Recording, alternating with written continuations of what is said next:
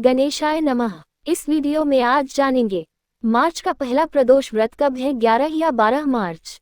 जाने तारीख, महत्व, प्रदोष व्रत की पूजा विधि और प्रदोष व्रत कथा। प्रदोष व्रत भगवान शिव और माता पार्वती को समर्पित है, जो फाल्गुन मास के शुक्ल पक्ष की त्रयोदशी तिथि पर मनाया जाएगा। इस व्रत को भौम प्रदोष व्रत भी कहा जाता है और इसे करने से मंगल दोष कम होता है और आर्थिक स्थिति में सुधार आता है। आइए जानते हैं भौम प्रदोष व्रत का महत्व और तारीख। प्रदोष व्रत भगवान शिव को समर्पित व्रत है जो प्रत्येक माह में आता है। यह व्रत भगवान शिव और माता पार्वती को समर्पित है। मान्यता है कि इस दिन पूजा अर्चना करने से जीवन में सुख, समृद्धि और कुशलता आती है। प्रदोष व्रत में प्रदोष काल में माता पार्वती और भगवान शिव का पूजा किया जाता है। आइए जानते हैं मार्च महीने का पहला प्रदोष व्रत कब रखा जाएगा। साथ ही जाने पूजा विधि और फाल्गुन मास में आने वाले प्रदोष व्रत का महत्व और भौम प्रदोष व्रत कथा। कब है फाल्गुन मास का प्रदोष व्रत।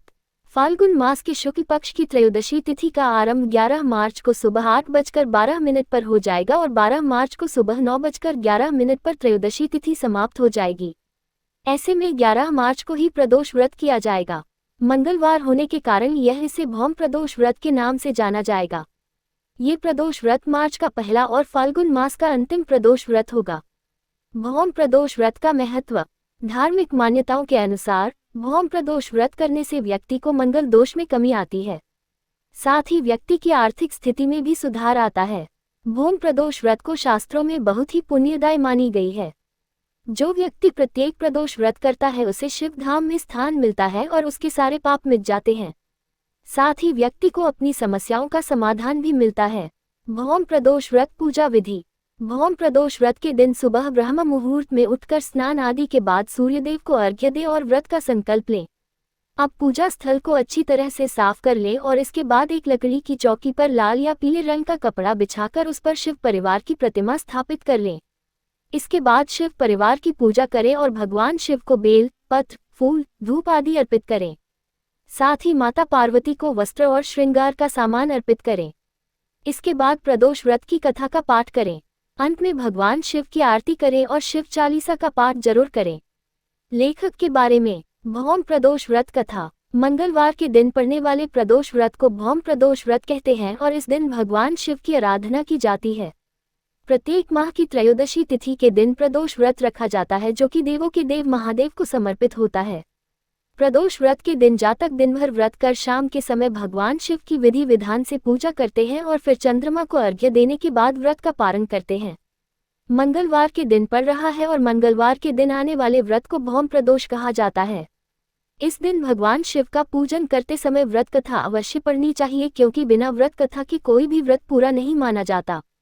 मंगलवार के दिन आने वाले प्रदोष व्रत को मंगल प्रदोष या भौम प्रदोष कहते हैं। भौम प्रदोष कथा इस प्रकार है। एक नगर में एक वृद्धा रहती थी। उसका एक ही पुत्र था। वृद्धा की हनुमान जी पर गहरी आस्था थी। वह प्रत्येक मंगलवार को नियमपूर्वक व्रत रखकर हनुमान जी की आराधना करती थी। एक बार हनुमान जी ने उसकी श्रद्धा की परीक्षा लेने की सोची। हनुमान जी साधु का वेश धारण कर वृद्धा के घर गए और पुकारने लगे, है कोई हनुमान भक्त जो हमारी इच्छा पूर्ण करे। पुकार सुन वृद्धा बाहर आए और बोली, आ गया महाराज। हनुमान वेशधारी साधु बोले, मैं भूखा हूँ, भोजन करूंगा, तू थोड़ी जमीन लीप दे। वृद्धा दुविधा में पड़ गई। अंततः हाथ जोड़कर बोली, महाराज, लीपने और मिट्टी खोदने के अतिरिक्त आप कोई दूसरी आज्ञा दें, मैं अवश्य पूर्ण करूंगी। साधु ने 3 बार प्रतिज्ञा कराने के बाद कहा, तू अपने बेटे को बुला, मैं उसकी पीठ पर आग जलाकर भोजन बनाऊंगा। ये सुनकर वृद्धा घबरा गई, परंतु वह प्रतिज्ञाबद्ध थी। उसने अपने पुत्र को बुलाकर साधु के सुपुर्द कर दिया। वेशधारी साधु हनुमान जी ने वृद्धा के हाथों से ही उसके पुत्र को पेट के बल लिटवाया और उसकी पीठ पर आग जलवाई। आग जलाकर 2 ही मन से वृद्धा अपने घर में चली गई। इधर भोजन बनाकर साधु ने वृद्धा को बुलाकर कहा, तुम अपने पुत्र को पुकारो ताकि वह भी आकर भोग लगा ले। इस पर वृद्धा बोली, उसका नाम लेकर मुझे और कष्ट न पहुंचाओ। लेकिन जब साधु महाराज नहीं माने तो वृद्धा ने अपने पुत्र को आवाज लगाई। अपने पुत्र को जीवित देख वृद्धा को बहुत आश्चर्य हुआ और वह साधु के चरणों में गिर पड़ी। हनुमान जी अपने वास्तविक रूप में प्रकट हुए और वृद्धा को भक्ति का आशीर्वाद दिया। इति भौम प्रदोष व्रत कथा समाप्त। बजरंग बली की जय। हर हर महादेव। प्रेम से बोलो शंकर भगवान की जय। प्रेम से बोलो शंकर भगवान की जय। प्रेम से बोलो शंकर भगवान की जय।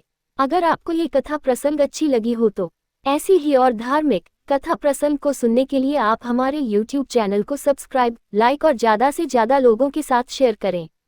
अपने विचार हमें कमेंट बॉक्स में ज़रूर भेजें। धन्यवाद।